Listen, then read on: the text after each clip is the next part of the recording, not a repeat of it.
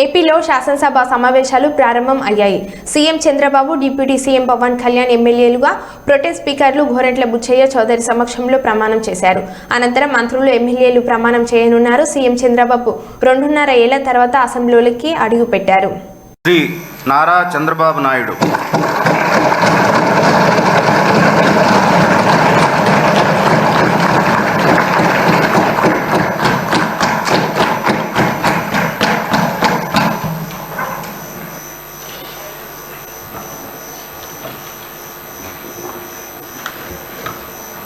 నారా చంద్రబాబు నాయుడు అనే నేను శాసనసభ సభ్యునిగా ఎన్నిక అయినందున శాసనం ద్వారా నిర్మితమైన భారత రాజ్యాంగం పట్ల నిజమైన విశ్వాసం, విధేయత చూపుతానని, భారతదేశ సార్వభౌమాధికారాన్ని, సమగ్రతను కాపాడుతానని, నేను స్వీకరించబోయే కర్తవ్యాన్ని శ్రద్ధాశక్తులతో నిర్వహిస్తానని దైవ సాక్షిగా ప్రమాణం చేస్తున్నాను.